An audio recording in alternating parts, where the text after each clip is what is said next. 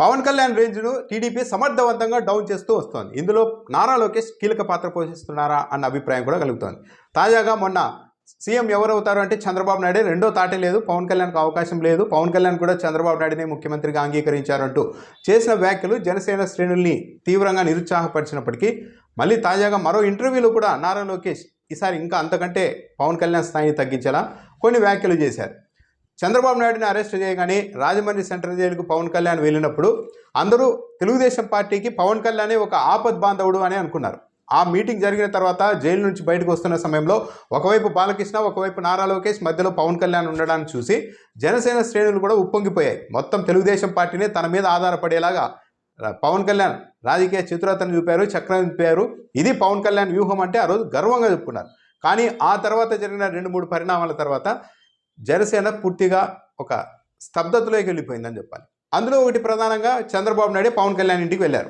ఆ సమయంలో ఆ మీటింగ్ జరిగిన తర్వాత చంద్రబాబు నాయుడు బయటకు వచ్చినప్పుడు నాదెండ్ల మనోహర్ చాలా యాక్టివ్గా కనిపించారు. ఆయనే చంద్రబాబు నాయుడుకి వీడ్కోలు చెప్పారు. పవన్ కళ్యాణ్ జస్ట్ పక్కన ఒక పాత్రధారిలో నిలబడ్డారు. ఆ తర్వాత మీడియాతో కూడా నాదెండ్ల మనోహర్ మాట్లాడుతూ ఉంటే పవన్ కళ్యాణ్ వాళ్ళు మాట్లాడుకున్నారు, మనదేముంది అన్నట్టుగా సైలెంట్గా నిలబడ్డారు. ఈ దృశ్యం చూసి కూడా చాలామంది జనసేన వాళ్ళు ఏంటి నాదెండ్ల మనోహర్ పాత్ర ఏంటి, పవన్ కళ్యాణ్ పాత్ర ఏంటి అన్న దానిపైన కూడా చర్చ వచ్చింది. ఇక ఆ తర్వాత యువగలం ముగింపు సభలో అచ్చెన్నాయుడు ఏకంగా పవన్ కళ్యాణ్ సమక్షంలోనే ఒంటరిగానే తెలుగుదేశం పార్టీ 160 సీట్లు గెలుస్తుందని చెప్పేశారు. అంటే పవన్ కళ్యాణ్ జనసేన అవసరం తమకు లేదు, పెద్దగా ఊహించుకోవద్దండి అని కూడా ఆయన చెప్పినట్టయింది. ఇక ఆ తర్వాత మన నారా లోకేష్ అయితే ఇంటర్వ్యూలో నేరుగానే ముఖ్యమంత్రి చంద్రబాబు నాయుడే, నో సెకండ్ థాట్ అని చెప్పేశారు. దానికే హట్ అయితే ఇప్పుడు లేటెస్ట్గా మరో ఇంటర్వ్యూలో నారా లోకేష్ ఇదే అంశాన్ని ప్రస్తావిస్తూ ముఖ్యమంత్రిగా చంద్రబాబు నాయుడే ఉంటారు, ఎవరు అనుకున్నా ఏమనుకున్నా ప్రజలు కూడా అదే అనుకుంటున్నారు అని వ్యాఖ్యానించడంతో పాటు సరే కూటమి అధికారంలోనికి వస్తే పవన్ కళ్యాణ్కు డిప్యూటీ సీఎం పదవి ఇస్తారా అని అడిగితే డిప్యూటీ సీఎం పదవి పవన్ కళ్యాణ్కి ఇవ్వాలా లేదా అన్నది పవన్ కళ్యాణ్ చంద్రబాబు నాయుడు డిసైడ్ చేసుకుంటున్నారు.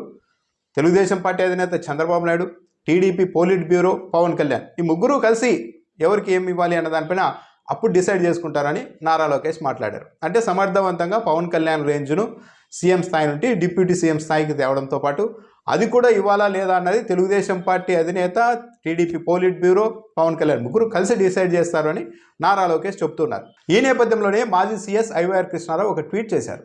రాజకీయంగా ఆంధ్రప్రదేశ్లో పవన్ కళ్యాణ్ ప్రాధాన్యత తగ్గిందా, చూస్తుంటే అలాగే అనిపిస్తోందంటూ కూడా ఆయన ట్వీట్ చేశారు. అంటే తెలుగుదేశం పార్టీ నేతలు పవన్ కళ్యాణ్పై చేస్తున్న వ్యాఖ్యలు కావచ్చు, ఆ పార్టీ ఈయన ట్వీట్ చేస్తున్న విధానాన్ని బట్టి ఐవైఆర్ కృష్ణారావు ఈ అభిప్రాయానికి వచ్చి ఉండవచ్చు. అయితే ఓవరాల్గా ఒకటి మాత్రం నిజం, పవన్ కళ్యాణ్ ఇంకా ఇలాంటి అంశాలు, ఇలాంటి మాటలు తెలుగుదేశం పార్టీ నుంచి వస్తున్నప్పటికీ కూడా మౌనంగా ఉంటే సొంత శ్రేణుల్లో కూడా ఆయన మరింత వీక్ అయ్యే అవకాశం ఉంటుంది.